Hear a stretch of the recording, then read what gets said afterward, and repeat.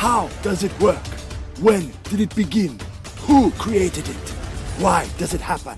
These brave men hunt down the answers to these questions and more. They are Fact Hunters. Be sure to check out Fact Hunters coming to a popular streaming app near you. But up next, stay tuned for the latest episode of I'm Not Famous. Hey everyone, welcome to the show. I was thinking today about cancel culture. Where do they come from? Who are they? How do they start? Is it something that starts in childhood? Because the funny thing is, they eat their own. Because really, you can't go far enough in the world and not end up offending someone. Let's face it. If you go far and wide enough, you'll offend someone with something you've done or said. That's a fact. I'm sure somewhere in the world, Mother Teresa offended someone. Someone was saying, that bitch still owes me money. I'm sure somewhere, every saint has pissed someone off. Jesus Christ. Jesus Christ, come to think of it. He obviously pissed some people off. It didn't end up well for him. They canceled the shit out of Jesus.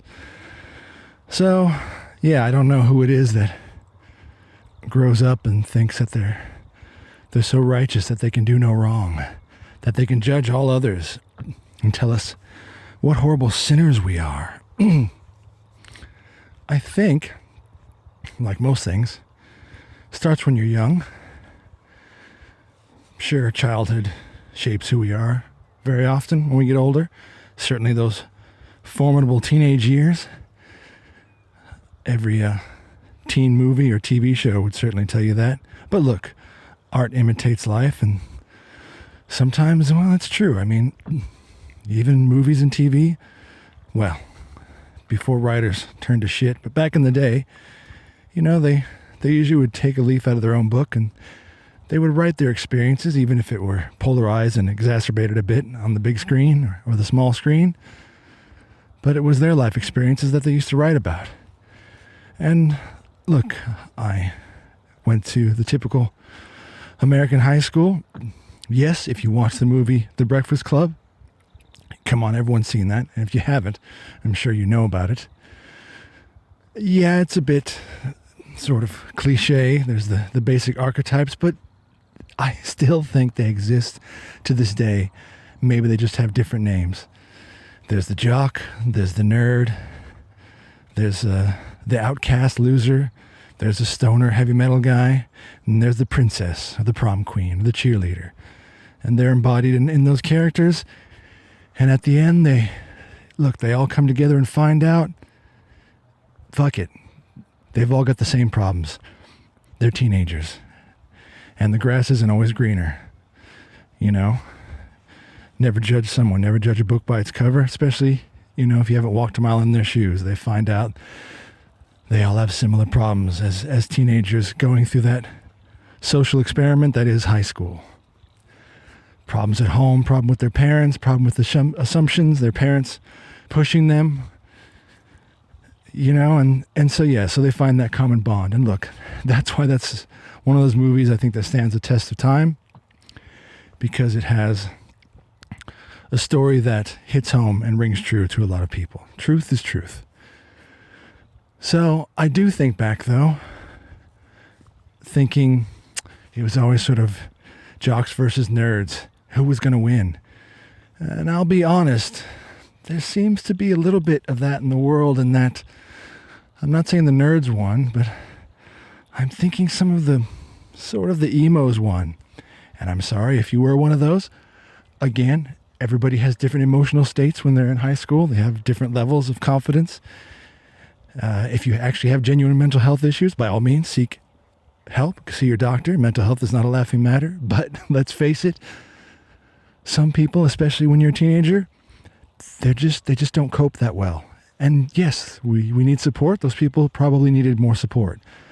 But again, I'm talking truth, and sometimes the truth hurts. The facts don't care about your feelings, all right? They don't. Look, that's a Ben Shapiro saying, but it's a good saying. Facts don't care about your feelings. And the facts are I feel like those sort of teenagers that were in high school and they were the outcasts or the emos, a lot of them, not all of them, have grown up and they haven't grown out of that. They haven't gained the life experiences to end up a well-balanced person, to look back and see that going through that was like a rite of passage. We all have to go through something in life.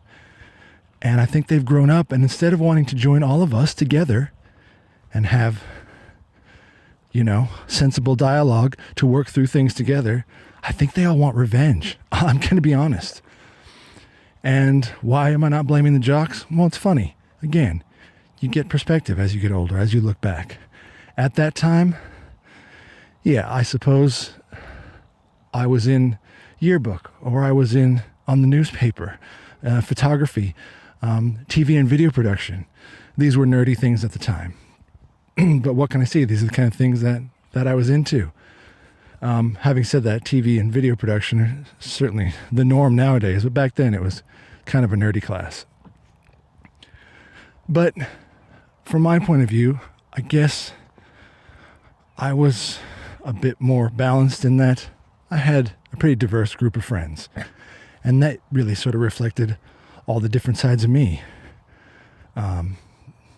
Would hang out with some nerd friends, actually had some cool kid friends, had some stoner friends, had some heavy metal friends. Again, not trying to pigeonhole people, but let's face it, especially in the social media world today, everyone gets labeled, and they certainly got labeled back then in high school. It's nothing new. 80s, 90s, 2000s, or today, you tend to get put into a subgroup in high school. But yeah, so just in general, you either were pretty well balanced in high school, maybe you had different friends, you were able to hang out with different people. Maybe you weren't able to do that and you just hang out with a certain group. Maybe it was based on socioeconomical status, where you grew up, whether you had money or not. I'll be honest, that was a factor for me too. We did not have a lot of money, and your real friends didn't care about that. That's how you knew you had good friends. So, talking about nerds versus jocks. The jocks. You used to think, oh, they're the bad guy, they're the jerk. They just don't care. They don't have feelings, they don't understand what it's like, they don't have brains. A lot of the kids who are in high school, and maybe they just had their shit together. Maybe that's how you have to look at it and realize that. Okay, not the ones who were dicks. Some of them were real assholes. But that's different. That's irrespective of if they played a sport or not. If you're an asshole, you're an asshole. What can I say? Sometimes you don't grow out of that. But if some of them were doing well in school, by the way, a lot of the jocks were in the same class as I was. If I was in English honors, obviously they were smart enough too. So it's not about that. Happens to be that they were very smart and they were athletic. Look, again, maybe their parents pushed them to that, trying to push them to their failed dreams. That certainly happens a lot. Parents living vicariously through their kids. But maybe they just truly loved and enjoyed the spirit of the sport that they played. And there's nothing wrong with that. I'll be honest, in high school, that's another thing that does bring everyone together. And I'm living in Australia now, but I think every country has that to a degree, but certainly in America, you do see that reflected in the movies a lot. And I'll be honest, if you haven't lived that, that's not sort of a cliche. That's a real thing, the high school sort of sports spirit. Whether you're anti-jock or you're not into it, when it comes to Friday night football or something, I'll be honest, the whole school would turn up. And it was always a pretty cool vibe. No matter what you were there to do, just to catch up with friends. Maybe you're in band.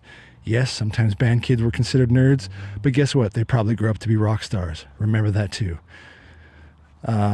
Everyone came out to just cheer on your team and your school. And school rivalry is a huge thing. And not a negative thing. It's just something that brings your school together and the camaraderie and the team spirit. And it's great. So it's funny. On those nights, sometimes they were pretty magical nights when I think back, where sort of all those barriers were broken.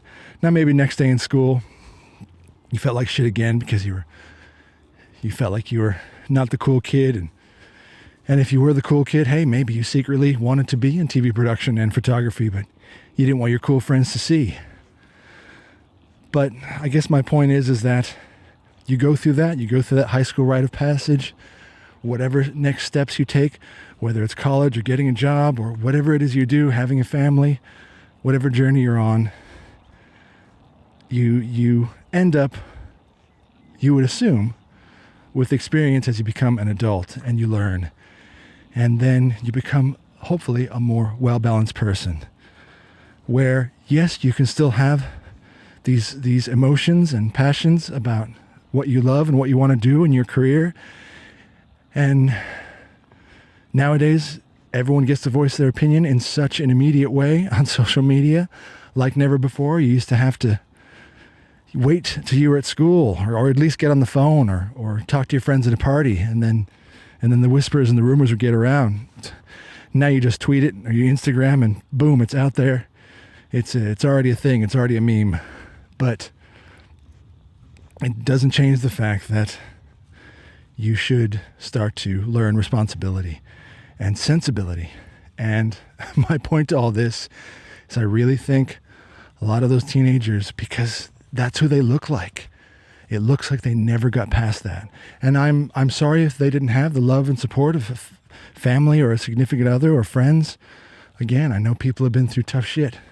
But just don't assume that not everybody has been through some tough shit, including the kids that you used to think were cool and had it made.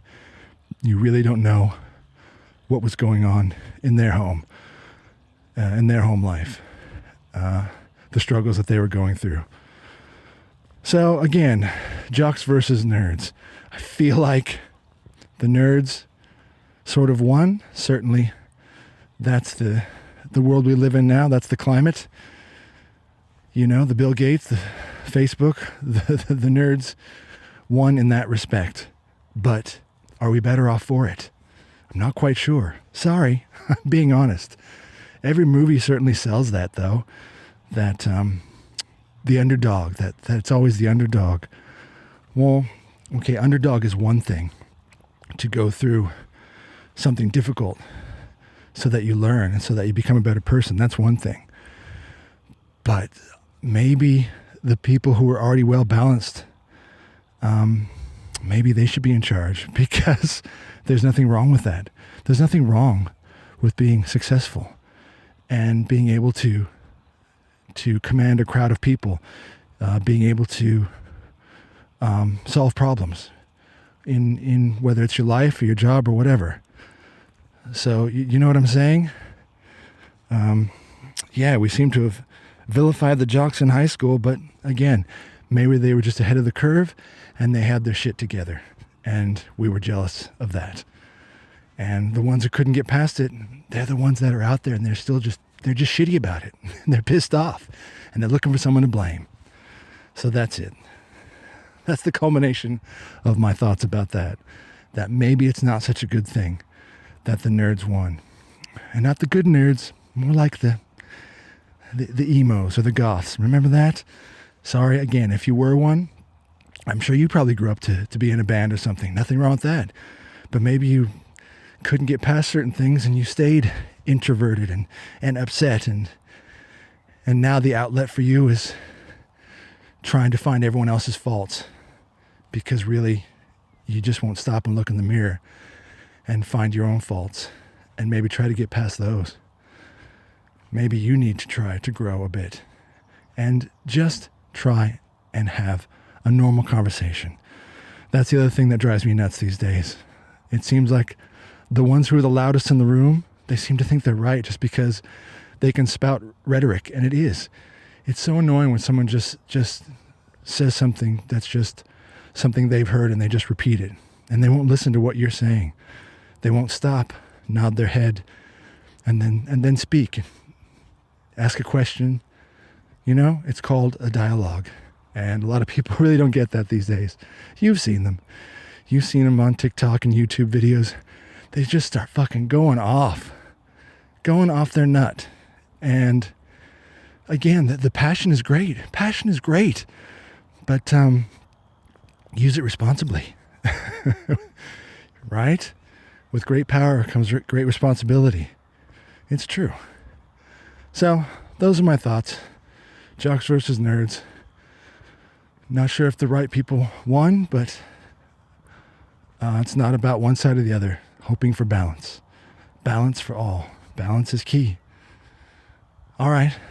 Well, chew on that for a while and let me know what you think, and hope you tune in next time.